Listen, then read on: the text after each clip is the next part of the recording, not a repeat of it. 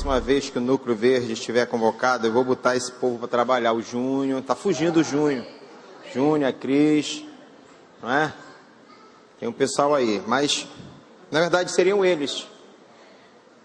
Mas eu senti, na verdade, assim, a necessidade de tocar em alguns assuntos que, partindo de nós, na condição de pastores dessa igreja, de um dos pastores, né, melhor dizendo, é importante que a gente destaque. Um texto muito conhecido, que, na verdade, ele é uma das bases para o MDA, é o que está lá em Mateus 28, 18 a 20, que você conhece, mas abra aí, por gentileza, para acompanhar.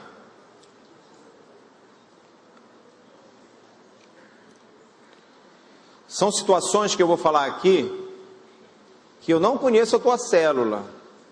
Não vai achar que eu coloquei um espião lá, e esse espião me passou aquilo que está acontecendo na tua célula, tá bom? Que você vai ver que isso é bem comum. E também em relação a discipulado, especificamente, que é que eu vou começar falando agora. A partir do versículo 18 até o 20, aqui é uma recomendação, na verdade, algo de Jesus para a igreja. O que é que Jesus está dizendo? Que a igreja, ela precisa fazer discípulos. E não é discípulo seu, não é discípulo meu. Nós precisamos formar discípulos para Jesus, parecido com Jesus, e é lógico que você tem que ser um exemplo para a vida do seu discípulo, como discipulador. Mas o que é fazer discípulo? Fazer discípulo é fazer com que aquelas pessoas que você está próximo a ela aprendam a respeito do próprio Cristo, ok? Às vezes nós estamos muito ávidos no discipulado a passarmos experiências nossas e transformar as nossas experiências como se fosse uma doutrina. Isso está errado. As experiências pessoais já estão dizendo, são pessoais, né, Márcio? É você e Deus. Deus tratou com você daquela forma. Você pode até compartilhar, mas não tente transformar as suas experiências numa doutrina para o seu discípulo, porque isso não é fazer discípulo à semelhança de Jesus.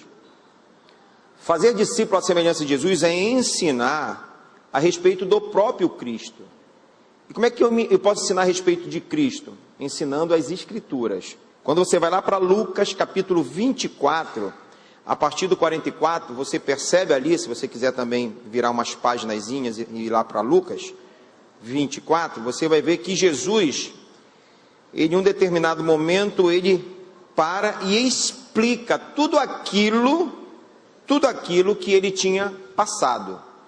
A sua crucificação, o seu ministério, e então os seus discípulos entenderam que tudo aquilo que Jesus tinha passado, tudo aquilo que tinha sido predito por ele, teria que acontecer. E aí eles entenderam, é interessante que eles entenderam aquilo que Jesus estava explicando. Então, fazer discípulo é ensinar a palavra de Deus para que o discípulo aprenda a respeito do Cristo e da sua missão aqui na terra também, daquilo que Jesus fez por ele. E uma das coisas mais fortes que esses discípulos aprenderam aqui, no capítulo 24, a partir do versículo 44 de Lucas, é que eles precisavam de fato, para ser discípulos de Jesus, terem que se arrepender profundamente dos seus pecados. Então os discípulos eles precisam entender isso, se arrepender. Para ser discípulo de Jesus tem que viver no arrependimento diário, amém? Por que eu estou falando isso? Porque em alguns momentos, eu já passei por isso, experiência minha, da Diana, que as pessoas acham que fazer discipulado é disso. Pastor, a gente quer fazer discipulado com o senhor. Aí chega lá, eles vão contar problemas. Eles não querem ser discipulados pela palavra, eles querem que nós resolvemos problemas dele. É para que nós resolver problema de criação de filho, de marido, mulher. Fazer discipulado não é isso. Um conselho nessa área vai bem? Vai. Mas às vezes as pessoas acham que ser discipulado é sentar à frente do discipulador e ele resolver os teus problemas pessoais. Isso não é fazer discipulado, meu irmão. Aí o cara começa a falar da esposa, a esposa começa a falar do marido, aí começa a falar do filho, e o filho fala do pai, vira uma briga, na verdade, na frente do discipulador. Isso não é fazer discipulado. É por isso que nós temos um manual à sua disposição. Inclusive tem o nível 1 e o nível 2, o nível 1 já praticamente acabou, acho que eu tenho poucos exemplares, e o nível 2, onde você vai sentar com o seu discípulo, sabendo passo a passo o que vai ensinar. À medida que você ensina as escrituras, eles vão aprendendo a respeito de comportamentos em todas as áreas da sua vida, porque a Bíblia nos ensina no todo. Amém? Agora, se você não estudar a Bíblia, você vai continuar tendo problemas em diversas áreas, porque você não conhece a palavra, e a Bíblia diz que conhecereis a verdade, e a verdade vos libertará desse problema aí. Amém? Ok? Então, fazer discipulado não é sentar para ouvir problema, discussão não. Isso não é fazer discipulado. Mas eu não sei se só eu que já passei por essa situação. Tem que sentar e ficar... É uma briga, na verdade, um jogando a culpa para o outro. Se fosse pelo menos para assumir a culpa, era melhor, né, irmão Paulo? Não, eu assumo, me perdoe e tal. Mas não. E às vezes o cara, para pedir perdão, primeiro ele vai acusar o outro 10 minutos, para depois ele tentar entrar numa área de perdão. É melhor pedir logo perdão e resolve a situação. Então, fazer discipulado é ensinar as escrituras, não é lugar para discussão. Isso aí você até trata, dá conselho, situações que vão surgir, amém. Mas fazer discipulado não é levar fofoca, problemas de família para o discipulador. Amém? Será que só eu enfrento essa situação? Acho que não. Uma outra coisa que eu quero falar aqui também, porque o Tadel ele é muito oportuno para essas questões, porque são coisas que acontecem no MDA, acontecem na célula que nós precisamos ajustar. O Tadel ele tem essa finalidade, amém? Não somente de contar as virtudes daquilo que está acontecendo de positivo numa célula, mas aquilo que precisa ser ajustado também em uma célula. Ok? Uma outra coisa então que eu quero falar para vocês, seria muito bom que as células, quem já está fazendo isso, amém, continue fazendo, seja exemplo para as demais da sua geração.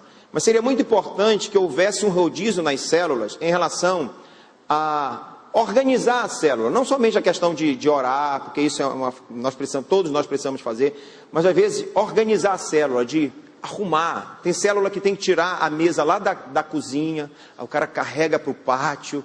Então que pudesse ter uma equipe, um rodízio, de chegar mais cedo um pouquinho antes para ajudar esses anfitriões. Porque às vezes é legal você chegar, está tudo pronto, mas olha, o anfitrião teve que carregar aí a cadeira. Tá, tudo bem, quando dá para fazer isso, tranquilo, mas às vezes é só uma mulher em casa, com filhos, muita atividade. Então seria muito bom que o líder, ele percebesse isso, e ele pudesse então delegar em rodízio para os participantes da célula, chegar um pouquinho mais cedo, para ajudar na arrumação da célula, para ajudar o anfitrião.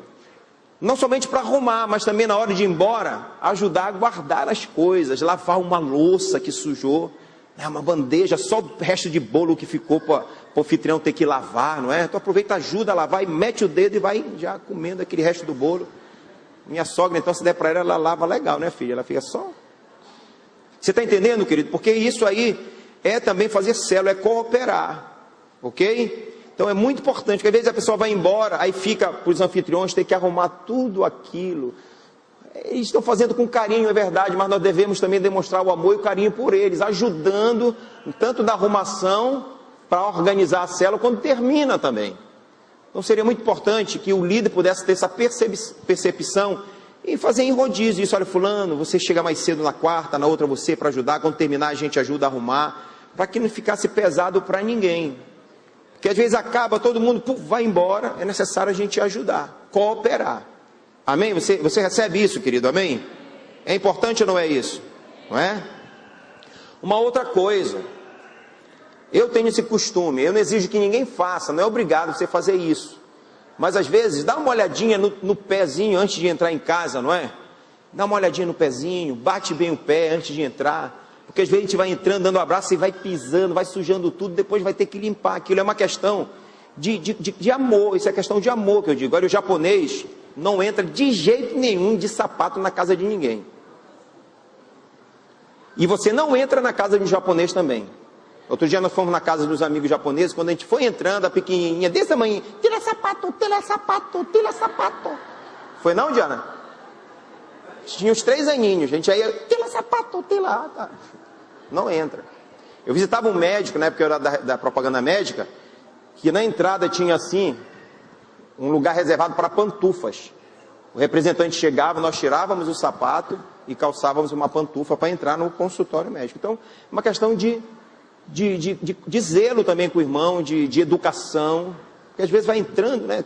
E quando tem aquele carpete, que o cara vai pisando no carpete só terra, então cuidado, tá bom? Porque é muito legal, mas depois que vai embora, meu irmão, tem um trabalhozinho, bater um tapete pesado. Quem já bateu um tapete pesado sabe que, né?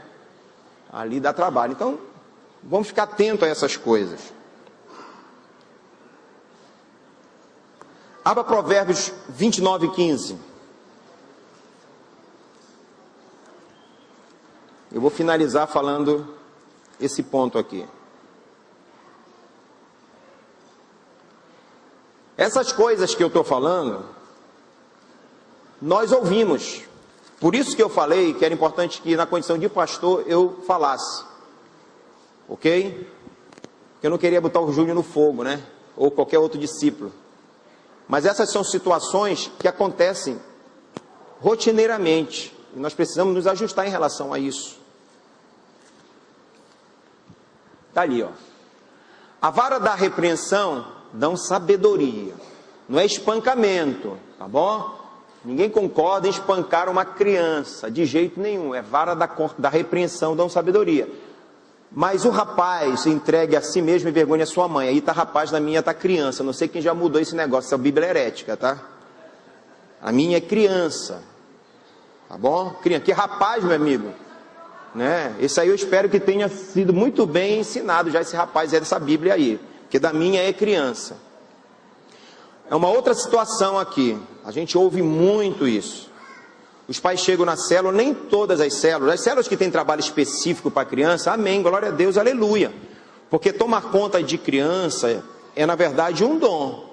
Tanto é que não é dos mais fáceis, porque aqui na igreja nós temos dificuldade, com esse número tão grande de membros, nós temos dificuldade de pessoas para cooperarem na rede infantil.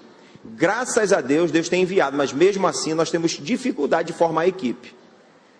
Então, para você ter uma ideia, que na célula nem sempre vai ter uma pessoa com esse dom, com essa aptidão para tomar conta de criança. Nem sempre tem, nem sempre tem. Quando tem, amém. Oh, glória a Deus por essa célula que tem alguém para tomar conta de criança. Mas nem todas têm.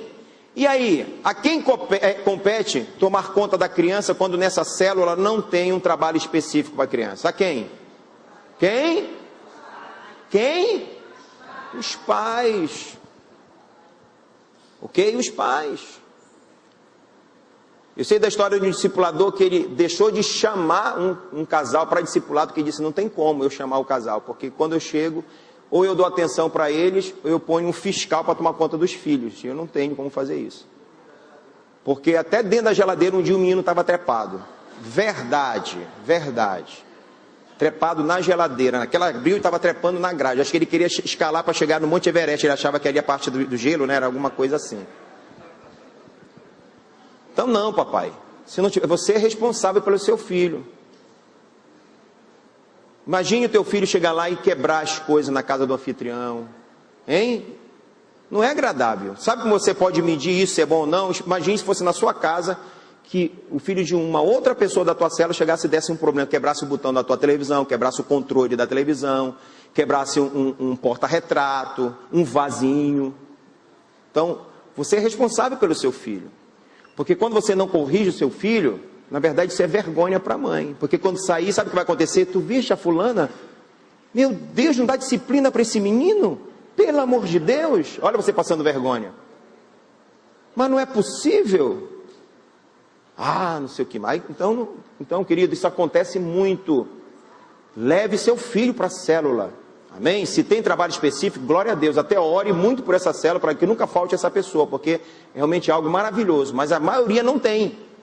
Então, quem tem que tomar conta do seu filhinho é você, para não dar prejuízo na casa do anfitrião. Amém? Porque é muito lindo a gente ouvir dizer assim mesmo, não, mas o sofá, ele não vale mais que uma vida. É verdade, meu amigo, mas manda reformar o sofá, que vai ver se não vai doer no bolso R$1.000 aí, que é a reforma do sofá. Deixar a criança pichar o sofá, riscar a parede, pisar com o sapato sujo. Então, vamos evitar essas coisas. Isso é questão de educação, tá bom? E diz que a educação começa em nossa casa. Então, aquilo que a gente deixa fazendo na casa dos outros, a gente tem uma ideia de que lá na nossa casa é uma bagunça. Tá bom? Amém? Você recebe isso, igreja? Amém?